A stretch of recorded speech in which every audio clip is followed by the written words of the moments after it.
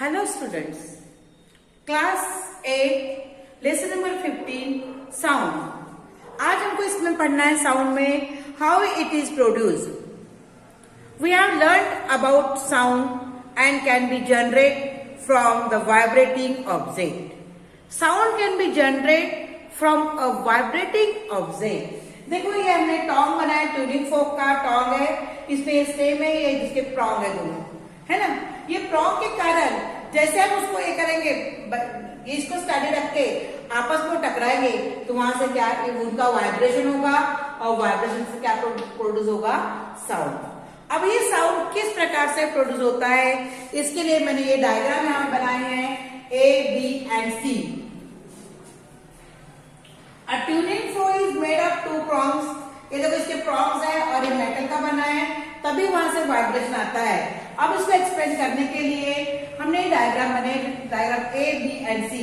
If the stem is kept steady, stem को हम kept steady रख रहे हैं, स्टेम को हम स्टेडी रखते हैं, क्या इस स्टेम को हम स्टेडी रखते हैं। And the prongs are struck to each other, ये दोनों प्रॉन्ग्स आपस में टकराएंगे तो ये क्या होंगे, वाइब्रेट। और ये यहाँ वाइब्रेट होंगे तो उसमें से क्या आएगा, आवाज आएगा, दैट मीन्स साउंड आएगा, है ना।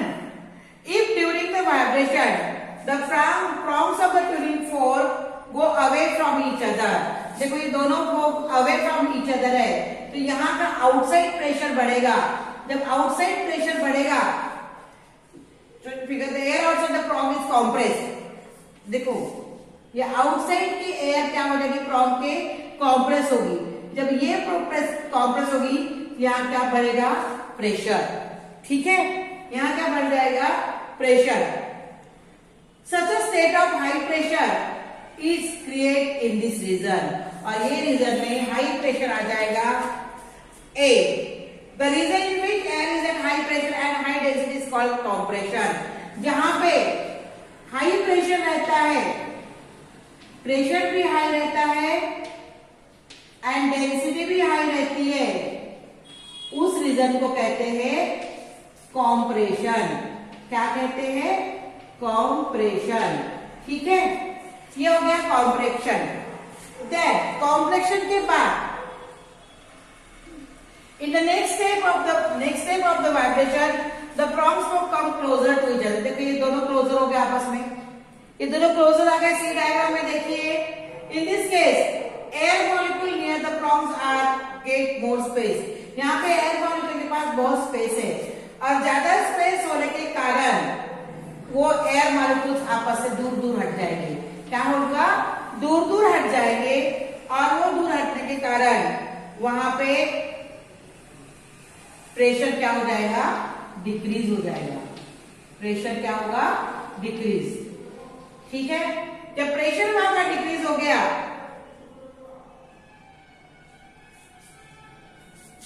तो वहां की डेंसिटी भी लोअर होगी, वहां की डेंसिटी भी क्या हो गई, लो। तो low pressure and low density,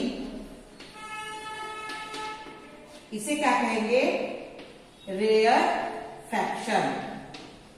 क्या कहेंगे, rarefaction. What is compression?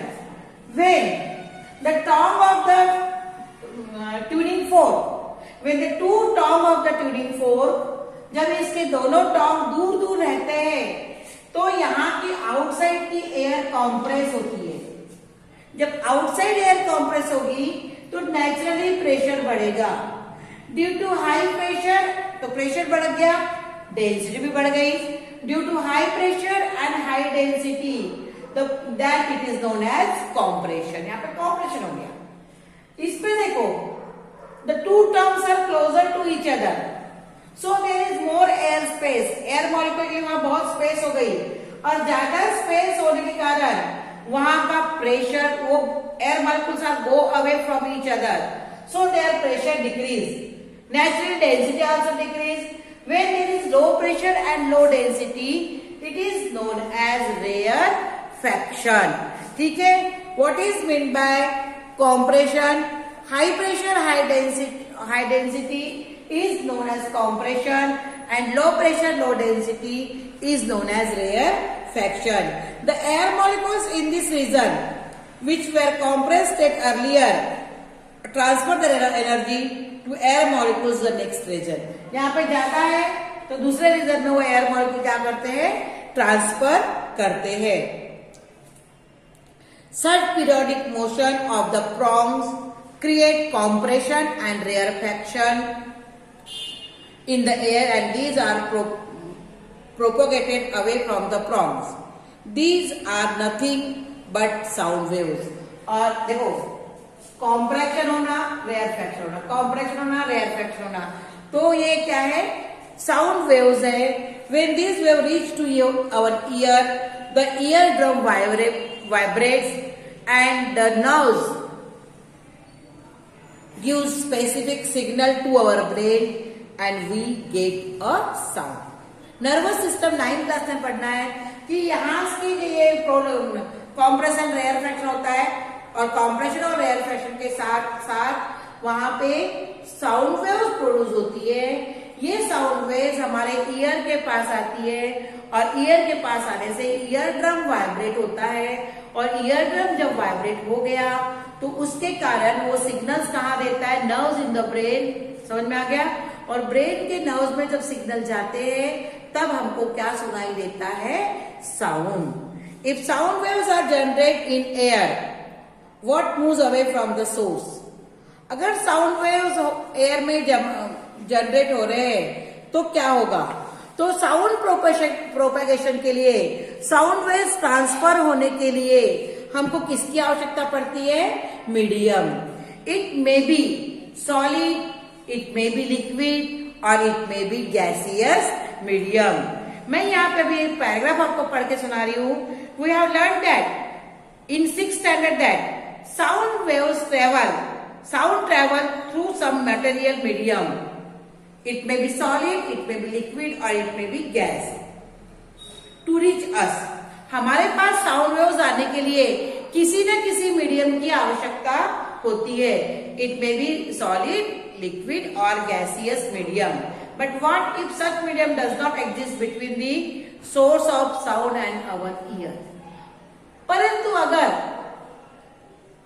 Media नहीं है, ना साउंड मीडियम है, ना गैस मीडियम है, लिक्विड मीडियम है, साउंड वहां प्रोड्यूस हो रहा है, हमारे कानों तक उसका आवाज आ रहा है या नहीं आ रहा है, तो क्या होगा, sound generation and propagation needs medium like air. इसके लिए सिंपल सा एक्सपेरिमेंट अभी यहाँ पे आपको मैं बताती हूँ. The experimental arrangement is shown in figure 15.3. अपने बुक का 15.3 देखिए. In this experiment, a vacuum-tight bell jar is placed on a smooth horizontal surface. इस प्रकार से एक बेल जार है, बड़ा सी जार है, इसको यहाँ पे ऐसा स्मूथ सरफेस पे रखा गया है. अंदर पूरा क्या है, वैक्यूम, यानी खाली जगह है, कुछ भी नहीं है, स्पेस है वहां पे, है ना. The bell jar is connected to a vacuum pump via tube. यहाँ पे ट्यूब डाला है वैक्यूम पंप के, इसके द्वारा, ट्यूब के द्वारा वैक्यूम पंप यहाँ पे डाला है. We can remove air inside the bell jar using the vacuum pump. इसके अंदर जितनी एयर है उसको हमने पंप के द्वारा रिमूव कर डाले हैं हमने. The bell jar contains electric bell which is connected to the power supply through the lead of the bell jar. ये बेल जार का ढक्कन है, इसमें यहाँ पे क्या जो जुड़ी हुई है, इलेक्ट्रिक बेल. इलेक्ट्रिक बेल को हमने पावर सप्लाई में कनेक्ट कर दिया है. At the start experiment the vacuum pump is off and the bell jar contain air. Vacuum pump off हो गया तो बेल जार में क्या आ गई, एयर आ गई. Air. If the key of electric bell is now switch on, the bell start ringing and the ringing can be heard from the outside the bell jar. ये यहाँ पे एयर आ गई है, हमने पहले रिमूव कर दी, बाद में एयर आ गई है, और हमने इलेक्ट्रिक बेल ऑन कर दिया, तो इसमें से रिंगिंग होगा और आवाज बाहर आएगी. अगर वहां वैक्यूम होता तो वहां रिंगिंग तो होती परंतु साउंड आता नहीं. If the vacuum pump is switch on, it starts removing the air from the bell jar. हमने ये वैक्यूम पंप को बंद कर दिया है, देखो पूरी एयर निकाल दी है, वैक्यूम पंप बंद कर दिया. यहाँ पे से वापस एयर आ गई और इलेक्ट्रिक बेल हमने ऑन किया.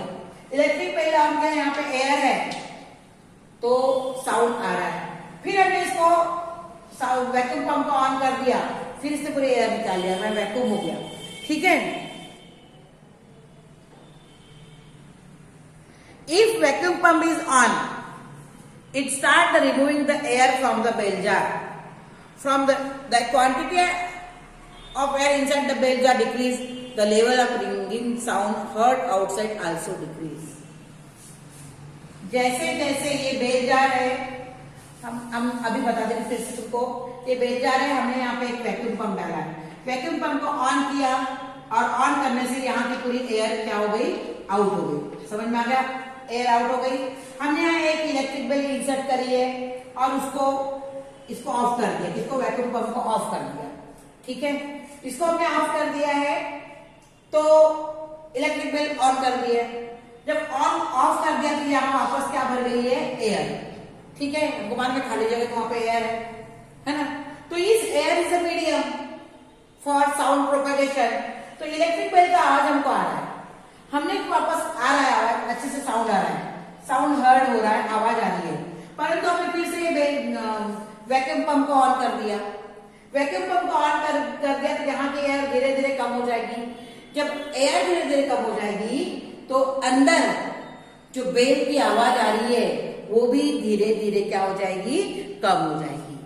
ठीक है, that's mean any medium whether it is air, water या हमने से कहा सॉलिड, लिक्विड और gaseous is needed for sound propagation.